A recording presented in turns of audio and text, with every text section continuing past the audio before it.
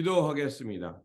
좋으신 아버지 하나님, 오늘도 우리에게 이 말씀을 묵상하고 또 말씀 가운데 출발할 수 있도록 이 시간을 허락하여 주시니 감사를 드립니다.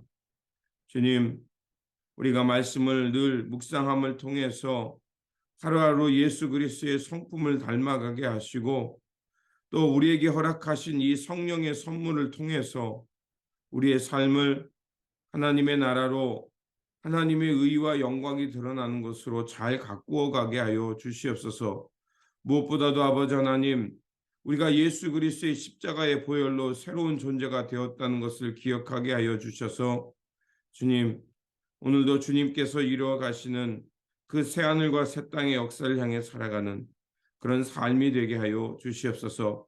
무엇보다도 주님 앞에 섰을 때 부끄러움 없는 삶이 되게 하시고 언제나 우리가 주 안에 있다는 것을 기억하면서 우리에게 능력 주신 분 안에서 하나님께서 이루어 가시는 그 소원을 향해 나아가는 그런 우리의 삶의 자세가 되게 하여 주시옵소서. 우리 구주 예수 그리스도 이름으로 기도드립니다. 아멘. 오늘 우리에게 주신 말씀은 골로새서 1장, 본문 읽기는 1장 21절에서 29절입니다. 전에 악한 행실로 멀리 떠나 마음으로 원수가 되었던 너희를 이제는 그의 육체의 죽음으로 말미암아 화목하게 하사 너희를 거룩하고 흠없고 책망할 것이 없는 자로 그 앞에 세우고자 하셨으니 만일 너희가 믿음에 거하고 터 위에 굳게 서서 너희 들은 바 복음의 소망에서 흔들리지 아니하면 그리하리라. 이 복음은 천하 만민에게 전파된 바요 나 바울은 이 복음의 일꾼이 되었노라. 나는 이제 너희를 위하여 받는 괴로움을 기뻐하고 그리스도의 남은 고난을 그의 몸된 교회를 위하여 내 육체에 채우노라. 내가 교회의 일꾼 된 것은 하나님이 너희를 위하여 내게 주신 직분을 따라 하나님의 말씀을 이루려 함이라. 이 비밀은 만세와 만대로부터 감추어졌던 것인데 이제는 그의 성도들에게 나타났고 하나님이 그로 하여금 이 비밀의 영광이 이방인 가운데 얼마나 풍성한지를 알게 하려 하심이라. 이 비밀은 너희 안에 계신 그리스도시니 곧 영광의 소망이라.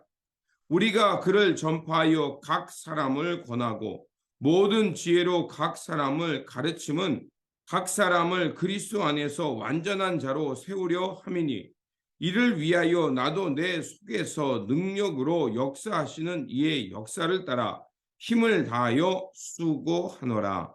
아멘. 골로새서는 바울이 AD 60년경에 이제 로마에 갇혀 있을 때 이제 에바브로라는 그 사람을 통해서 골로새 교회의 소식을 듣게 됩니다. 골로새 교회는 바울이 에베소에 있을 때 그 바울의 가르침을 통해서 그리스도인이 된 그 에바브로 그 사람에 의해서 형성되었고 또 그가 그곳에서 순회 목회자, 그러니까 골로새서뿐만이 아니라 그 여러 주변에 있는 그 지역을 돌아다니면서 이 순회 목회자를 했습니다.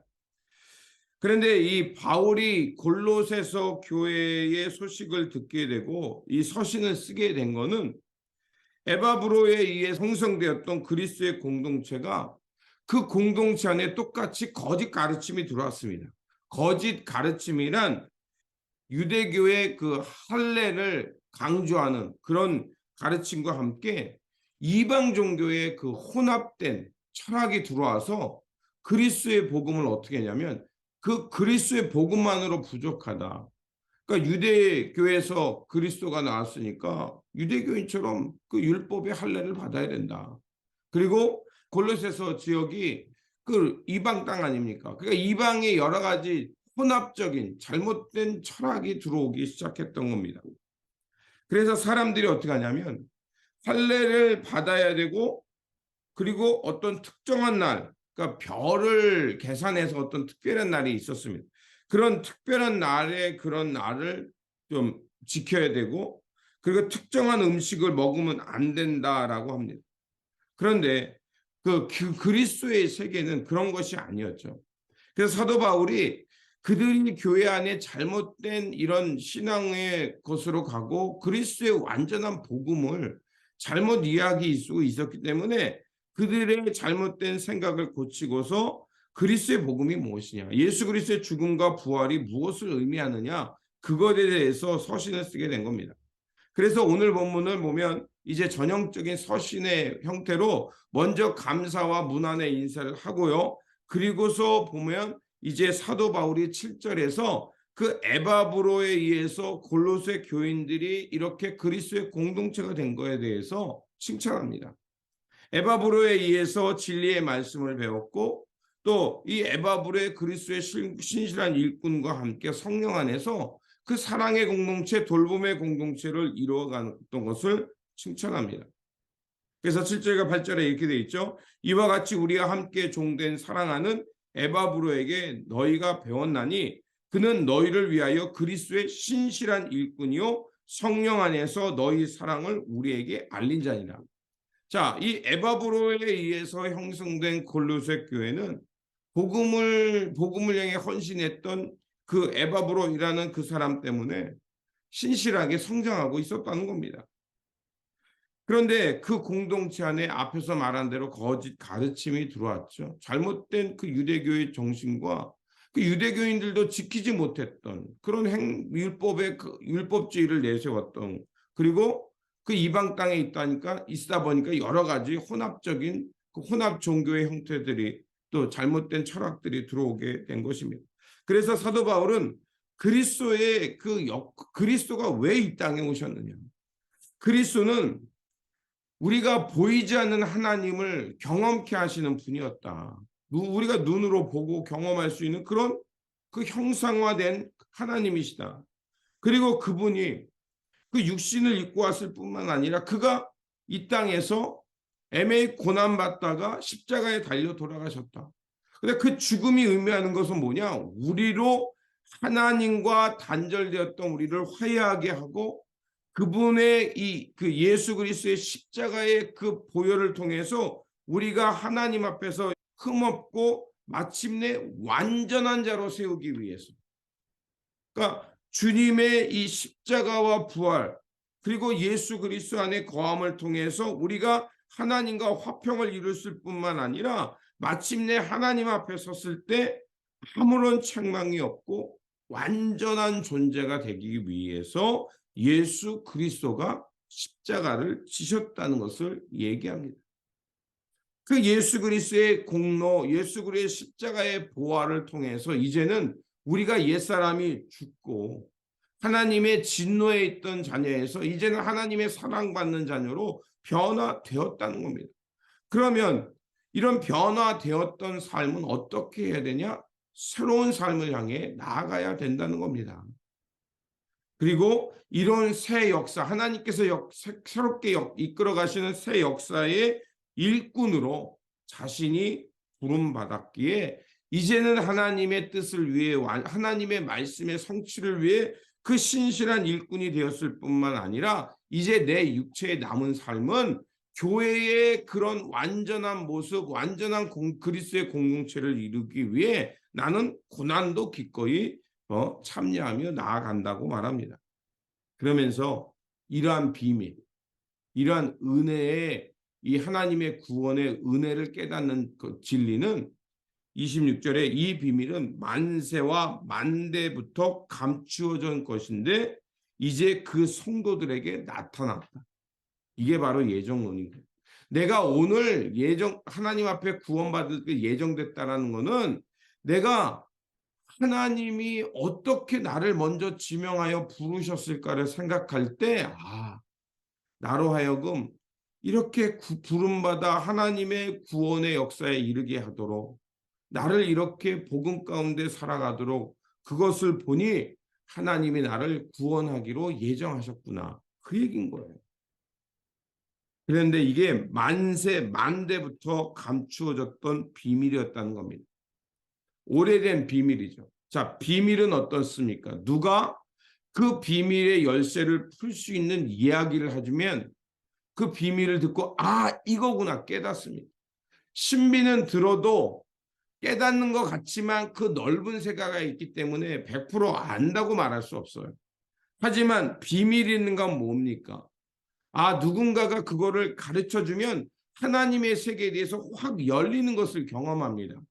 우리는 그것을 구원을 받았다, 하나님의 은혜를 깨달았다라고 말하는 거예요. 하나님의 진리의 세계가 바로 이제 마침내 사도 바울과 사도 바울의 그 가르침을 통해서 그리스도인이 됐던 에바브로디를 통해서 그 복음의 열쇠가 그들 가운데 열리게 된 거예요. 자, 이렇게 주님의 복음이 그 복음의 신실한 일꾼을 통해서 열렸고 예수 그리스도의 십자가의 복음과 십자가의 은총이 무엇인 걸 깨달았다면 이제 우리는 어떻게 살아야겠습니까? 더 이상 복음을 훼손하거나 어리석은 규례를 추구하거나 말도 안 되는 인간의 욕망을 추구해서는 안 된다는 것입니다. 그래서 사도 바울은 이렇게 말합니다. 그리스도 안에서 새롭게 창조된 그리스도인이 어떻게 살아야 되는지를 24절 앞에서 언급한 대로 나는 이제 너희를 위하여 받는 괴로움을 기뻐하고 그리스도의 남은 고난을 그 몸된 교회를 위하여 내 육체에 채우노라. 두 가지입니다. 나는 너희들이 복음에 변화된 걸 항상 기뻐한다. 교회가 성장한다는 것은 이 그리스도의 사랑을 실천하는 모습이겠죠. 그런데 그러고 주님의 몸된 교회가 계속해서 성장하는 그 일을 위해 나는 기꺼이 남은 그리스도의 고난에 참여하는 자가 되겠다는 것입니다. 그래서 마침내 25절에 보면 그래서 주님의 교회에 일꾼된 나는 부르심을 따라서 하나님의 뜻, 하나님의 말씀, 마침내 이 땅에 하나님의 평화와 하나님의 통치가 완전히 이루어지는 새 세상, 그 세상을 향해 나아가겠다는 겁니다. 그 일을 위해 나는 부름받았고 그 일을 위해 나는 신실한 일꾼이 되어서 하나님 나라의 그 고난에 하나님의 그 역사에 참여하는 자가 되겠다는 것입니다. 그래서 사도 바울이 이 서신을 쓴 목적은 우리가 누구이며 우리가 어떻게 그리스도 안에 의인이 되어서 하나님과 화평을 이루게 됐는지를 잘 알고 일상 속에서 하나님 나라 천국 복음을 전하며 살라는 것입니다. 저와 여러분은 오늘 이 땅에 그리스도인을 부른 이유도 바로 거기에 있습니다. 우리의 삶과 우리의 사역은 무엇이겠습니까? 바로 하나님께서 이뤄가시는 하나님의 나라를 우리가 먼 이국 땅에 가서 전파하는 것도 중요하지만 오늘 우리가 있는 이 일상, 이 삶의 자리에서 그리스도의 복음이 전파가 되게 하며 부르심의 자리 속에서 그리스도의 그 뜻, 그리스도의 사랑의 공동체, 그리스도의 말씀을 통해서 새로워지는 그 새로움의 공동체, 십자가의 복음을 통해서 하나님과 화평을 이루며 하나님께서 이끌어가는 새 역사에 눈을 뜨고 그 역사에 동참하는 사람, 그런 그리스도의 신실한 일꾼이 되어 살아야 될 줄 믿습니다. 그러므로 오늘도 우리를 하나님의 부르심 가운데 거룩한 전도자로, 복음의 전도자로 십자가의 은총을 드러낸 자로 불렀습니다. 그렇게 이제 더 이상 죄와 사망에 이끌려가는 것이 아니라 죄와 사망의 그늘 가운데 신음하는 그들 가운데 찾아가서 십자가의 복음을 통해 그들의 어두움을 해방시켜 주시고 하나님께서 만들어 가시는 하나님의 평화와 의의 세상을 향해서 신실하게 살아가는 일꾼이 되어 살아가시기를 주님의 이름으로 축원드립니다. 기도하겠습니다. 구원의 하나님, 예수 그리스도의 십자가의 복음을 통하여 우리를 새롭게 빚어주시고 하나님과 화평을 이루며 주 안에서 새로운 존재되어 하나님 나라, 하나님께서 역사하시는 새 역사와 새 땅을 향해 살게 하시니 감사를 드립니다. 십자가 복음 외에는 어떤 것도 어떤 사상도 우리를 하나님 앞에서 의로 만들 수 없음을 깨닫게 하여 주시고 날마다 십자가의 복음 앞에 죽게 하시고 그래서 주님과 함께 부활하여 주님께서 허락하신 그 성령 가운데 그 성령의 이끄심 속에서 살아가는 우리 모두가 되게 하여 주시옵소서. 그래서 주님을 통해 이렇게 귀한 깨달음과 귀한 부르심 받았사오니 오늘도 우리에게 주어진 이 일상 속에서 하나님 나라의 복음을 전하며 하나님께서 이루어 가시는 그 새 역사에 우리가 신실한 일꾼 되어 살게 하여 주시옵소서. 그래서 주님의 돌보심과 주님의 은혜가 드러나게 하시고 주님의 그 십자가의 복음을 통해서 새롭게 변화되는 그 새 창조의 역사가 우리 안에 우리 가정 안에, 일터 안에, 우리가 세워가는 공동체 안에, 우리가 살아가는 이 사회 안에 드러나도록 주님 도와 주시옵소서. 우리 구주 예수 그리스도 이름으로 기도드립니다. 아멘.